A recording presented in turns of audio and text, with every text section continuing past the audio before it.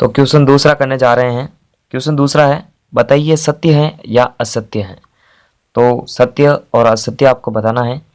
तो पहला क्वेश्चन लेने जा रहे हैं इसका, किसी भी विषम संख्या का घन सम होता है। तो कोई विषम संख्या जैसे 3 लेते हैं अपन, अब इसका घन करना है, ठीक है, यानी इसको 3 बार गुणा करना है।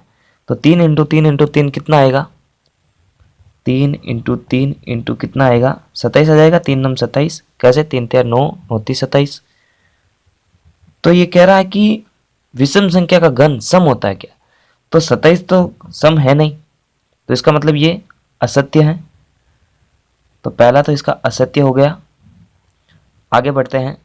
दूसरा क्वेश्चन, एक पूर्ण घन 2 शून्यों पर समाप्त नहीं होता है। यानी पूर्ण घन का मतलब क्या होता है कि कोई संख्या किसी संख्या के 3 बार गुणा करने से बनी हो। जैसे 1000 एक उदाहरण लेते हैं। 1000 जो है 10 के 3 बार गुणा होने से बना है, यानी एक पूर्ण घन है। तो ये कह रहा है कि ये 2 शून्यों पर समाप्त नहीं होता, यानी जो ये 1000 है ये 2 शून्यों पर समाप्त नहीं होता है क्या। तो बिल्कुल ये 2 शून्यों पर समाप्त ना होकर 3 शून्यों पर हो रहा है। तो इसका मतलब ये सही कह रहा है कि ये 2 शून्यों पर समाप्त नहीं हो रहा है। इसका मतलब ये सत्य है। आगे बढ़ते हैं। तीसरा क्वेश्चन इसी का, यदि किसी संख्या का वर्ग 5 पर समाप्त होता है तो उसका घन 25 पर समाप्त होगा क्या। तो देखते हैं, किसी संख्या का वर्ग 5 पर समाप्त होता है, जैसे 5 का ही मान लेते हैं, 5 का ही मान लेते हैं वर्ग। तो 5 इंटू 5 आएगा 25। ये कह रहा है 5 पर समाप्त हो रहा है, बिल्कुल 5 पर समाप्त हो रहा है। तो इस संख्या का घन भी क्या 25 पर समाप्त होगा। तो देखते हैं, यानी 5 का ही वापस वर्ग करके 5 का ही वापस घन निकालते हैं, यानी 3 घात लगाते हैं। तो 5 इंटू 5 इंटू 5 तो कितना आएगा, 125 आ जाएगा। तो ये कह रहा है कि क्या ये 25 पर समाप्त हो रहा है इसका घन। नहीं, समाप्त होने के लिए अपन जो है लास्ट के वाले अंक को ही शामिल यानी काउंट करते हैं। जैसे 25 के अंदर सिर्फ 5 को, लास्ट वाला अंक को जो है शामिल किया है, तो 125 में भी जो है लास्ट वाला अंक ही काम आएगा, ना कि इन दोनों अंकों को लेना है। तो सिंपल लास्ट वाला अंक ही काम आएगा। तो ये 5 पर समाप्त होता है, न कि 25 पर। तो ये असत्य है। इसके बाद में चौथा इसका, ऐसा कोई पूर्ण घन नहीं जो 8 पर समाप्त होता है। यानी ये कहने का मतलब है कोई भी संख्या 8 पर समाप्त नहीं होनी चाहिए।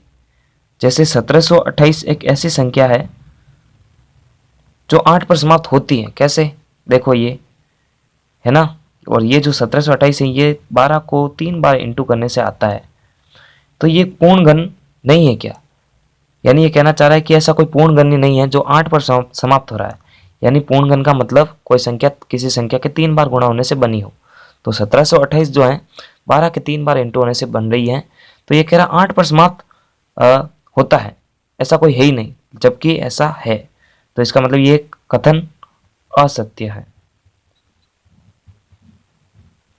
उसके बाद में अगला क्वेश्चन पांचवा, 2 अंकों की संख्या का घन 3 अंकों वाली संख्या हो सकती है क्या। जैसे 2 अंकों वाली संख्या, जैसे 1 अंक ये दूसरा अंक, इसका घन करते हैं यानी इसको 3 बार इंटू करते हैं तो आता है 1000। तो ये कह रहा है कि 2 अंकों की संख्या का घन 3 अंकों वाली संख्या हो सकती है क्या। तो देखते हैं 1 2 3 4, तो ये टोटल 4 अंक है, ना कि 3 अंक। इसका मतलब ये भी असत्य है। आगे बढ़ते हैं। छठा इसका, 2 अंकों वाली संख्या के घन में 7 या अधिक अंक हो सकते हैं क्या। 7 या अधिक अंक, तो यही एग्जाम्पल लेते हैं वापस। 10 की घात अगर अपन 3 लगा दे वापस, तो ये 1000 आता है। तो ये कह रहा है कि जब 2 अंकों की संख्या का घन करते हैं अपन, तो उसमें 7 या अधिक अंक हो सकते हैं। तो काउंट करते हैं 1 2 3 4, 4 अंक ही आ रहे हैं, ठीक है ना। और अगर 99 का करेंगे घन तो 7 नहीं आएंगे, 6 अंक वाली कोई संख्या आएगी। तो इसका मतलब ये असत्य है। उसके बाद में लास्ट वाला, 1 अंक वाली संख्या का घन 1 अंक वाली संख्या ही हो सकती है। तो बिल्कुल 1 का ही एग्जाम्पल लेते हैं।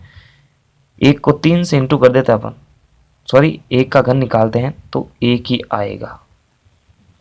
तो 1 अंक वाली संख्या हो सकती है। वैसे 2 का भी निकाले तो 1 अंक वाली संख्या आएगी।